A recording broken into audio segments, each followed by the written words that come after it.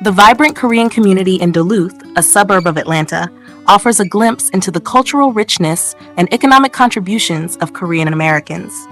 As you stroll through the downtown area, the ambiance mirrors South Korea of the early 2000s, complete with Korean restaurants and shops.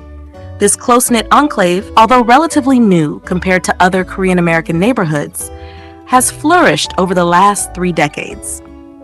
It has transformed Gwinnett County into a Democratic stronghold, significantly boosting blue votes in the region. However, recent shifts indicate that the community's support for the Democratic Party, including Vice President Kamala Harris, is under threat as residents reassess their political affiliations. The demographic influence of Asian Americans in Georgia, particularly in Gwinnett County, has grown immensely, with the Korean American population nearly doubling between 2010 and 2020. This shift culminated in a historic Democratic victory in the county, where residents voted for a Democratic presidential candidate for the first time since 1980. However, many in the Korean community are now voicing concerns regarding the economy, inflation, and the overall cost of living, leading to a notable decline in Democratic support. According to the 2024 Asian American Voter Survey, the percentage of Korean Americans identifying with the Democratic Party has plummeted from 51% to 38% since 2020, coinciding with a rise in support for Donald Trump among this demographic.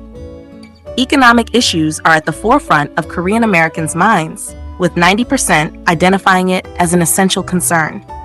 Local business owners express frustration over rising costs and diminished customer bases, attributing their struggles in part to Biden's policies. Restaurateur Lee Sung-yong highlighted that ingredient prices have surged dramatically, forcing him to consider voting for Trump due to the belief that business conditions were better under his administration.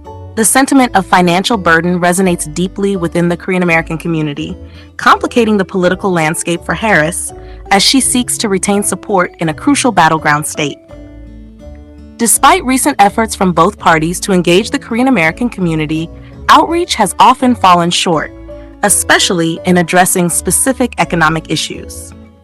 Many residents feel disconnected from the political process and remain largely uninformed about the Democratic Party's policies, which has resulted in a growing inclination toward independent voting.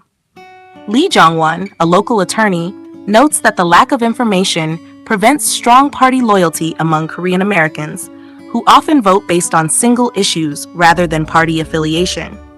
With economic issues dominating the conversation, candidates like Michelle Kang have begun prioritizing job creation and reducing living costs to connect with voters effectively.